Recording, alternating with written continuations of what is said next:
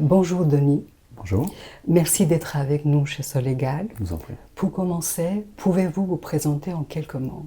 Je suis d'une part marié, c'est important, parce que ça important, marié depuis longtemps, avec la même femme depuis longtemps, et encore longtemps.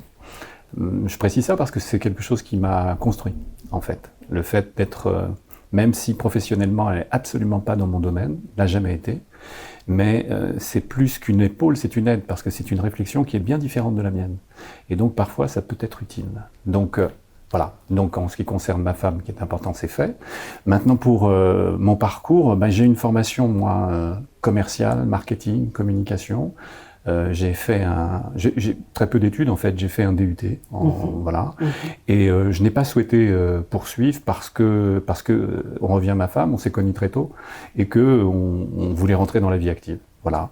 Donc voilà, j'ai une sensibilité marketing et commerce.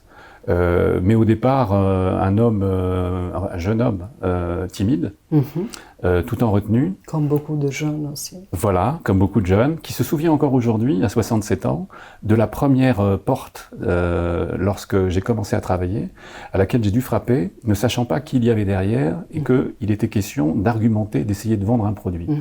Et ça m'a marqué parce que j'étais pas destiné à la relation client, si vous voulez, en fait. J'étais plus destiné à travailler à l'innovation, plutôt le marketing, chef de produit. Je pense que c'est une chose qui me plaisait au début. Heureusement que je l'ai pas fait finalement. Et voilà, donc je me suis construit autour du commerce, de la négociation. Et le marketing, j'y reviendrai parce que c'était quelque chose de très important. C'est mon imagination qui m'a permis d'avancer, en fait. Voilà. Et j'aimais, et c'est pour ça que mon parcours est passé par l'entrepreneuriat, parce que je n'étais pas exactement et tout à fait satisfait en tant que salarié. J'ai mis du temps parce que c'est compliqué de passer du salariat à l'entrepreneuriat, surtout quand on a une situation confortable. Justement, c'était ma deuxième question. Donc, jusqu'à l'âge de 40 ans, vous avez été salarié dans une entreprise. Et ensuite, à partir de l'âge de 40 ans, vous vous êtes lancé dans l'aventure entrepreneuriale. Oui. Qu'est-ce qui vous a poussé à franchir le pas à ce moment-là? Quel a été l'élément déclencheur? L'élément déclencheur, c'était... j'étais frustré depuis assez longtemps. Je passais plus de temps en fait à surveiller mon fauteuil plutôt que d'avancer véritablement. C'est-à-dire qu'en fait il y avait une espèce d'opposition constante. Moi, le salariat que j'ai connu dans l'entreprise pour laquelle j'ai travaillé, et c'est pas, je suppose que c'est pas pareil partout. Quand on faisait preuve de nouveauté, d'innovation, on prenait des risques, on le savait, mais vous aviez l'impression d'avoir autour de vous des rapaces qui n'attendaient qu'une chose, c'est que vous tombiez et que ça ne fonctionne pas. En fait, vous vous sentiez plafonné, en quelque sorte. Oui, plafonné, frustré, observé, tout ça au détriment de l'objectif, quoi. C'est comment mieux faire les choses, accroître le chiffre, mieux se développer. Il faut aussi prendre des risques quand on est salarié, parce que le monde bouge, parce qu'il faut se remettre en question, la façon de travailler, de commercer, etc., etc. Donc à un moment donné, mon entourage m'a aidé à ça aussi, ma femme, encore une fois. On y revient à chaque fois. De toute façon, voilà, on y reviendra à chaque fois. Qui m'a dit tu devrais essayer. Mais ça faisait quelque temps. Et finalement, j'ai décidé de le faire parce que j'avais pas envie d'être aigri.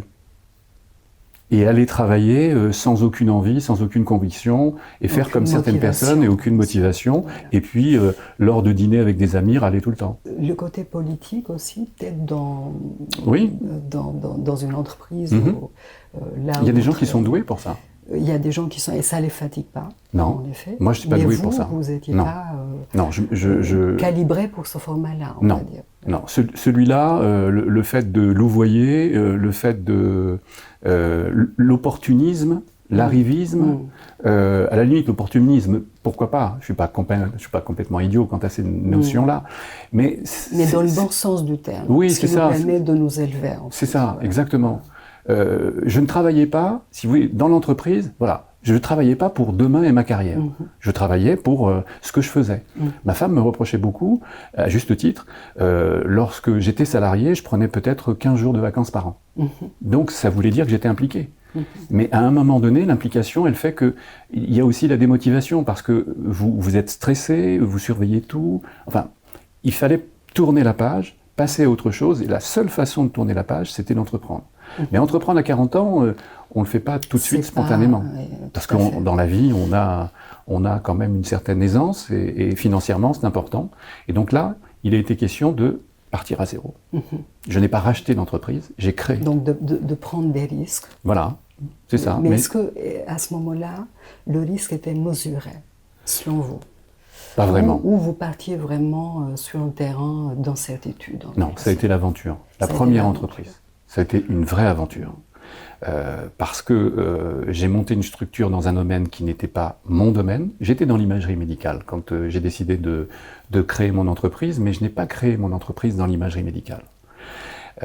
Parce que sur le coup, j'avais quelques idées sur ce que je ferais plus tard. J'y viendrai plus tard, en fait. Mais je ne me voyais pas mettre en application. Donc j'ai créé une structure parce que j'ai beaucoup travaillé à l'INPI. J'ai développé un certain nombre de produits, voilà, exactement. Je suis parti dans des choses. Quand j'ai monté l'entreprise, en fait, je ne savais pas quel type d'entreprise je montais. Ça a été quelques mois plus tard, je pouvais dire que je montais une structure autour du marketing opérationnel, autour de la communication événementielle. En fait, cette société, qui s'appelait Visual Concept, c'était de la communication événementielle et du marketing opérationnel. Et est-ce qu'à l'époque, je ne dirais pas que c'était nouveau, mais c'était pas comme aujourd'hui en tout cas, parce qu'aujourd'hui, on vit dans l'époque de l'innovation, le marketing, c'est un peu le carburant en fait du business aujourd'hui, en quelque sorte. Mais à l'époque, on ne parlait pas vraiment de ces choses-là. Non, on en était aux prémices à l'époque. Et l'idée pour moi, si vous voulez, c'était toujours, quand je dis opérationnel, c'était véritablement essayer d'améliorer les résultats. À l'époque, je me souviens que lorsque moi je travaillais dans le cadre de Visual, je savais que quand on faisait un mailing, par exemple, lorsqu'on voulait impacter vis-à-vis d'une cible, le taux de retour, il était vraiment très faible. Donc, moi, quand je commence dans la fin des années 80, donc en 90, en fait, on commence à parler de la personnalisation de la relation client. Donc, l'idée, elle était un peu, ça a été un point de départ. C'est-à-dire qu'en fait, on est au début de l'informatique. Donc on sait que l'informatique portable, les portables en matière d'informatique arrivent sur le marché. On sait que la téléphonie commence à changer aussi. Donc on devine que l'idée, c'est que on va être amené à travailler un petit peu n'importe où. Le bureau, oui, il existe, mais dans l'absolu, c'est la personne qu'il faut toucher. C'est ça. Et ça, c'était une révolution. Pour moi, oui. Il y avait moyen de faire quelque chose. Donc, pour communiquer, je me suis dit, on va toucher le portefeuille et le porte-carte. C'est-à-dire qu'en fait, je n'ai fait que transformer des outils qui existaient à des fins particulières, mais je les ai réorientés. La carte bancaire, par exemple. Voilà. Mais du coup, je reviens à ce métier d'entrepreneur, si on peut l'appeler comme ça. Est-ce qu'il faut être avant-gardiste, en fait, pour devenir entrepreneur? Sentir les différents mouvements, l'innovation, sentir qu'il y a une nouvelle époque qui approche, être précurseur, en fait. Est-ce qu'il faut avoir cette qualité-là, autant que personne, pour devenir entrepreneur? Alors, pour moi, oui, puisque, en fait, je n'ai pas monté une structure dans le domaine dans lequel j'exerçais. J'ai monté une structure qui correspondait plus, si vous voulez, à mes études, à ma jeunesse. Marketing, communication. Il faut avoir l'envie, oui, c'est vrai, mais dans le même temps, moi en tout cas, avec le recul, et je pouvais pas me rendre compte de ça à l'époque, mais c'était prétentieux. Quelque part, c'est prétentieux de vouloir faire quelque chose dans lequel on n'a jamais exercé. Je n'avais jamais exercé dans la communication et véritablement dans le marketing, puisque j'ai commencé, en fait, si vous voulez, mon premier job de salarié, il n'y en a pas eu beaucoup, il y en a eu 3. En fait, et j'ai été chassé à chaque fois. Donc j'ai découvert de nouveaux horizons, les aventures ont été différentes. du fait même d'un chasseur de tête qui m'a suivi de la première à la troisième expérience. Donc oui, oui, je pense qu'il faut avoir envie de se faire plaisir, à la limite, c'était plus ça, à essayer d'avoir des approches un peu originales, surtout en partant dans quelque chose que je n'avais jamais fait. Mais au final, ça m'a aidé plus tard, mais une fois que j'ai dû arrêter, c'était plutôt difficile, puisque c'était un échec, en fait. Mais on peut se nourrir des échecs. Pas au moment où l'échec arrive, mais quelques années plus tard. Oui. Mais oui, je pense qu'il faut être un peu fou, à la limite. Il faut être un peu fou, oui. Il faut avoir le goût du risque aussi. C'est ça. Justement, donc vous avez créé la première société qui elle était spécialisée en marketing opérationnel, voilà. Et communication événementielle. Voilà, c'était ça. C'est bien ça. Parce que ça correspondait à l'ère du temps à l'époque. Et ça a duré combien de temps? Ça a duré 5 ans. Cette expérience, donc 5 ans, et ensuite vous avez déjà là, l'erreur, si jamais... Oui, je vous en prie. Alors l'erreur, c'est que j'ai fait avec mon argent, en partant de zéro. Et qu'est-ce que vous conseillez, justement? D'abord, de ne pas commencer à 40 ans. Oui. C'est la première des choses. Et secondo, essayer d'utiliser de l'argent qui n'est pas le vôtre. Dans la mesure du possible. Voilà. C'est-à-dire emprunter. Mais au moment où j'ai fait, on était dans une époque où tout était lié à Internet. Les business angels. Donc j'ai essayé de présenter des projets, mais il n'y avait pas suffisamment d'Internet dedans. Il y en avait un peu, mais pas suffisamment. Vous savez, à l'époque, on était prêt à... Enfin, vous avez des entités qui prêtaient beaucoup d'argent, énormément d'argent. Il suffisait d'avoir un projet, voire même le plus important possible, pour lever le plus d'argent possible, et souvent, pour la plupart, se planter le plus rapidement possible. Vous parliez de l'échec. Si on peut considérer que c'était un échec. Oui, ça l'était. Ça l'était. Sur le coup, on doit le vivre pas très bien en ce moment. Sur le coup, on essaie d'éviter de faire une dépression. Voilà. Donc là, il faut être entouré quand même. Voilà. Vous parliez aussi de votre... justement, heureusement qu'elle était là. Un rôle important. Et en fait, ça a duré combien de temps, cette période où... À cette période, en fait, je me suis remis en selle assez vite parce que j'ai arrêté. J'étais obligé d'arrêter parce que j'allais dans le mur. Du recul aussi. C'est ma femme qui avait plus le recul. Quand vous êtes dans l'action, je vais reprendre une image que je prenais à l'époque, c'est comme un cycliste. Quand il pédale, il ne se regarde pas pédaler. Quand vous travaillez, vous ne vous regardez pas en train de travailler. Mais les gens qui sont à l'extérieur et les plus proches, votre femme voit votre état. Voit que, en fait, vous êtes dans la souffrance, parce que je pense que ça devait être le cas. Donc, j'ai pas entendu tout de suite, en fait, quand elle m'en a parlé. Mais heureusement qu'elle était là. Tout seul, j'aurais continué sûrement. Jusqu'au dernier denier. Je vois, je comprends. Et donc, ensuite, qu'est-ce qui vous a donné envie d'entreprendre à nouveau? Alors, ne pas baisser les bras. C'est ça qui nous intéresse. C'est ça. Ensuite, ça a été une discussion avec ma femme. Je lui ai dit, si tu veux, je repars dans un job de salarié. C'était la première hypothèse. La deuxième hypothèse, c'était de revenir dans un domaine que je connaissais bien, le médical et l'imagerie médicale. L'échographie, l'une des modalités, l'échographie. Et donc là, j'ai fait, si vous voulez, ce que j'aurais pu faire 5 ans avant, mais que je n'ai pas fait parce que je ne me sentais pas l'envie, moi, de le faire. À l'époque où je monte Medi+, si vous voulez, je rentre dans... C'est exactement ça. Voilà.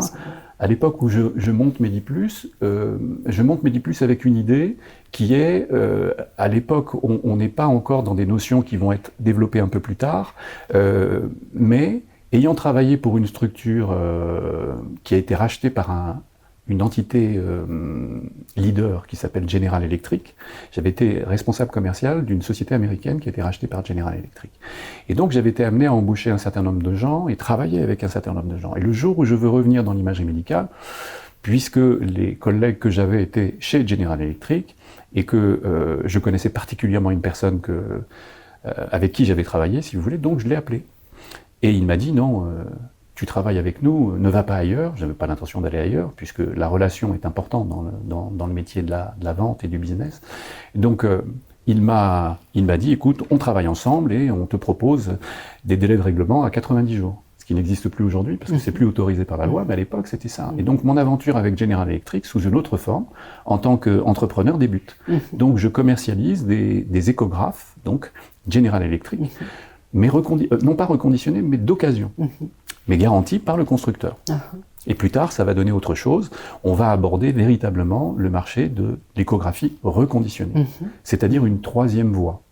Dans le passé, et encore aujourd'hui, il existe le matériel neuf, quel que soit le domaine, le matériel d'occasion, mais le matériel d'occasion est souvent dépassé technologiquement, et une voie, la troisième, matériel dit reconditionné. C'est un mot que l'on entend beaucoup dans toutes les activités aujourd'hui. Et moi, je me suis positionné sur le reconditionné premium, c'est-à-dire d'être le plus près possible du matériel neuf haut de gamme. C'est ça la question que je voulais vous poser. Quelles ont été les décisions d'investissement ou de développement commercial les plus importantes quand vous aviez fondé MediPlus? Le plus important, c'était de gagner la confiance de General Electric, mon fournisseur. Même si au sein de la société, il y avait un certain nombre d'acteurs qui me connaissaient, l'idée c'était de faire ce qu'on me conseillait, on me conseillait de ne pas faire. C'est-à-dire que je ne voulais travailler qu'avec un seul fabricant, être partenaire de General Electric. Parce qu'en fait, dans l'activité, il faut, encore une fois, c'est ce que je viens de dire, la confiance. Si d'aventure vous partez dans un schéma qui consiste à vendre du matériel dit de seconde main et de travailler avec différents acteurs, différents constructeurs, vous allez sûrement pouvoir travailler à un certain niveau avec les constructeurs, mais vous n'aurez pas la confiance. Vous ne pourrez pas avoir la confiance parce que les constructeurs vont toujours être dans, si vous voulez, l'interrogation. Est-ce qu'il n'est pas chez nous, quoi? Il travaille avec tous. Mais quand vous travaillez avec un seul partenaire... Donc il faut quand même une relation d'exclusivité pour moi, oui. Avec le distributeur. Oui, parce qu'au final, quand vous travaillez pendant 24 ans avec le même fournisseur, c'est qu'il y a une relation forte qui s'est créée. Et pour qu'elle se crée, il faut qu'il y ait une relation d'exclusivité. Vous avez raison, c'est ça. Et pas autrement. Même si vous avez une connaissance d'un marché, il faut choisir ses partenaires et pas les démultiplier. Et du début à la fin, ça a été General Electric et je pense que c'était la bonne solution. Vraiment. Voilà. Avec le recul, oui. La réponse. Mais oui, parce qu'en fait, on a travaillé intelligemment avec General Electric. Ils m'ont fait confiance et en me faisant confiance, moi je leur ai fait confiance aussi en poursuivant et en ne dérogeant pas à cette stratégie. Une fois développée, l'entreprise MediPlus, vous avez décidé il y a quelque temps, de céder votre entreprise à un repreneur. Oui. Qu'est-ce qui a fait que vous avez fait appel à un cabinet comme Solegal? Alors, avant de faire appel à un cabinet, j'ai essayé de mon côté de vendre l'entreprise. Oui. Dans un premier temps, tout simplement. Dans un premier temps, j'ai pensé que je trouverais un acheteur, si vous voulez, dans le domaine dans lequel j'exerçais. Assez vite, je me suis rendu compte que je ne trouverais pas. Donc j'ai essayé d'ouvrir seul, mais quand on a une petite structure comme la mienne, on ne peut pas tout faire en fait. On ne peut pas assurer le quotidien de l'entreprise et puis essayer de trouver un futur partenaire. On ne peut pas être sur tous les plans. Exactement. Parce que si on fait ça, on est nulle part finalement. Et on est perdant. Et donc, j'ai rencontré une société qui s'appelle Capsession. Oui.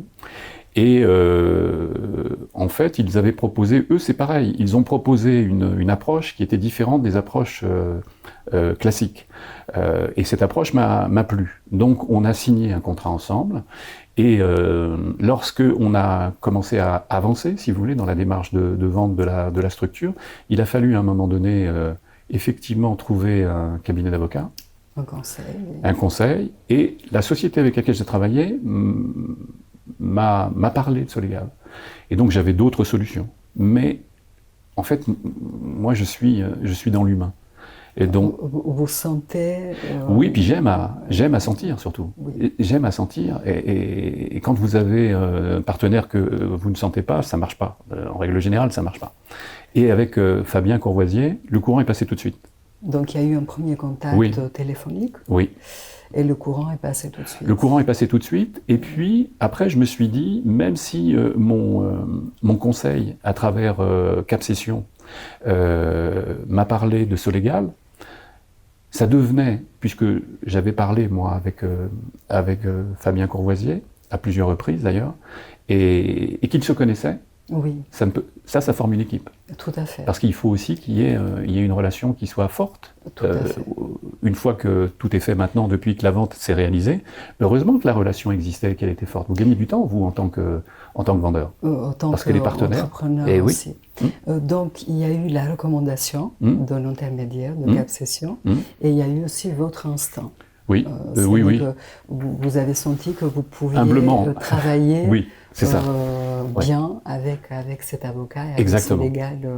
En quoi l'intervention de Fabien Courvoisier et de ce légal a-t-elle fait la différence? Ça, parce que là, on a parlé du premier moment, du premier contact avec Fabien, mais ensuite, dans la durée, en quoi, en fait, l'accompagnement de Fabien Courvoisier et de ce légal a fait la différence? En fait, Fabien, c'est un peu comme moi, c'est un coureur de fond. En fait, il est présent. Il est présent, mais dans le même temps, il est très calme. Et on a eu affaire, si vous voulez, dans le cadre de la vente de ma société, on a eu affaire à, en face, des équipes costauds, oui. Puisque la banque de la société qui a racheté Mediplus n'est autre que la BPI. Oui. Et qu'on avait donc avant en face des conseils et des avocats qui étaient habitués à traiter sur des entreprises, mais bien plus importantes que la mienne. Il fallait un conseil et il fallait un cabinet qui avait l'habitude, voilà. Et qui a l'expérience de traiter et d'avoir en face aussi les grands cabinets d'avocats. Exactement. Et en fait, il les a un peu bougés. Parce que vous voyez, c'est un petit peu comme l'entrepreneur d'un côté et l'administration en face. Oui. Donc les conseils de mon acheteur avaient l'habitude de travailler avec des structures conséquentes, costauds, mais ils étaient plus, si vous voulez, dans une démarche légale, mais sans avoir exactement la conscience de ce qu'est l'entreprise. Et donc, Fabien les a ramenés à la réalité de l'entreprise, en fait. Justement, je pense que c'est l'expérience qu'ils ont eue, Fabien et Rui également, dans les grands cabinets d'avocats avant, mais il y a aussi un aspect psychologique. Aussi, bien sûr. Dans les négociations, notamment. C'était ça, en fait, qui vous a plu, en tout cas, dans l'accompagnement de... Bah oui, parce qu'ils étaient pragmatiques, quoi. Et je pense qu'à 2-3 reprises, il les a ramenés à une douce réalité. Et donc, comme ça, on a pu avancer derrière. Et les choses se sont passées, en fait, assez aisément, finalement. Voilà. Naturellement. Oui, assez naturel. Ça a duré un peu, mais en fait, la négociation, ça a été sur une petite année. Voilà. Une petite année, mais du fait des bâtons qu'il mettait en face, quoi. Il perdait du temps. Mais finalement, vous voyez, c'est pour ça que je disais tout à l'heure, c'est un coureur de fond. Au final, tout s'est bien passé. Ça demande du temps, mais tout s'est bien passé. On peut donc parler d'un accompagnement sur mesure, en quelque sorte, par rapport à votre besoin à vous, et à votre personnalité également. Oui, puis parce que, en fait, je ne veux pas mettre des qualificatifs, mais ce légal est une petite structure aussi, mais qui, justement, est suffisamment dynamique. Et qui est habitué aux grands enjeux aussi, du fait de l'expérience des deux associés. Exactement. Une dernière question, Denis. Quel conseil donneriez-vous aujourd'hui à un dirigeant qui envisage de céder son entreprise? Si c'est une structure de la taille de la mienne, à mon avis, c'est le plus compliqué.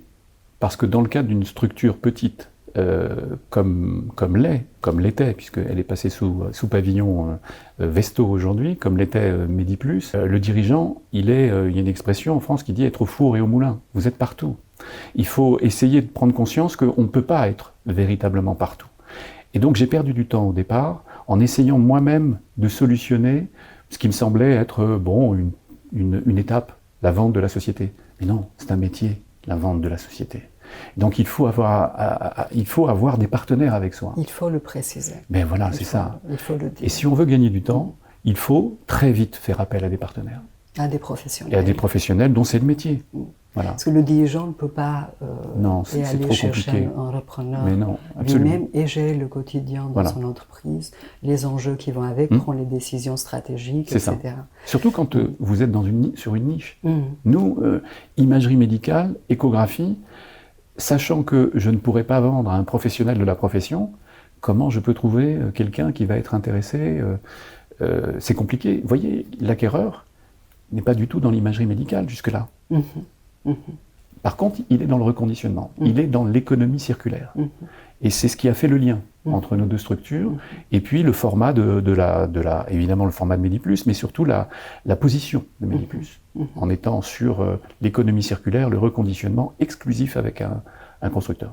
Cette période de transmission, ça a duré combien de temps? Quasiment 1 an. Donc les premiers contacts, je parle de l'acquéreur, parce qu'on a eu une douzaine de candidats à l'achat, si vous voulez, mais avec l'acquéreur, oui, ça a duré quasiment 1 an. Donc quand on veut vendre sa structure, il faut véritablement se faire accompagner tout de suite ou quasiment, quoi, parce que ça ne se fait pas du jour au lendemain. En tout cas, pour nous, ça n'a pas été si simple. Et donc aujourd'hui, vous avez été accompagné par tous ces professionnels de la transmission, que ce soit l'intermédiaire, également les conseils. Vous vous sentez plus serein? Ah ben, là maintenant, oui, je me sens vraiment serein puisque la vente est réalisée, c'est payé. L'argent, on va en parler un tout petit peu, ça peut être aussi important. Et que je vais pouvoir, là j'accompagne. Du coup, voilà, quels sont vos projets futurs? Alors dans un premier temps, je suis encore impliqué au sein de la structure puisque j'accompagne pendant 12 mois. Et donc aujourd'hui, si vous voulez, dans mon quotidien, c'est un peu allégé. J'ai plus la pression, j'ai plus le stress essentiel en fait, qui est le stress de rémunérer les gens avec lesquels vous travaillez. La peur qu'un problème se pose à ce niveau, un marché qui se perturbe comme l'année dernière, des conditions politiques compliquées. Et sans vouloir faire de politique, c'est un petit peu la situation dans laquelle on est là, un budget qui ne se vote pas, surtout lorsque vous travaillez dans le médical. Donc ça, vous n'avez plus cette pression. Donc maintenant, je vais en douceur terminer et préparer mon autre vie. Donc pour ça, je prends des notes sur les choses qui m'intéressent et je verrai ça dans 6 mois. Quoi. Vous allez prendre le temps nécessaire pour voir ce que vous allez... Mais c'est toujours un projet entrepreneurial? Non, non, j'ai 67 ans. Je pense que, il y a 2 ans, j'avais encore des projets, mais à un moment donné, l'histoire vous rattrape à un certain âge. Et puis j'ai des amis qui sont en retraite et qui souhaiteraient qu'on puisse faire des choses, autre chose. Mais par contre, ne rien faire, quand on a travaillé comme moi je l'ai fait, c'est pas envisageable non plus. C'est pas conseillé aussi. Non, c'est pas conseillé parce que ça peut être dangereux sur le plan de la santé. Donc il va falloir des occupations, peut-être même un peu plus, des passions qu'on va mettre en application, je sais pas, des choses qui vous intéressent. Donc je prends des notes pour l'instant, histoire de faire une certaine chronologie, mais je pense qu'il y aura un peu d'activité, c'est sûr. Merci beaucoup, Denis, pour cet échange très intéressant. Merci à vous. Sur un plan professionnel et humain également. Merci.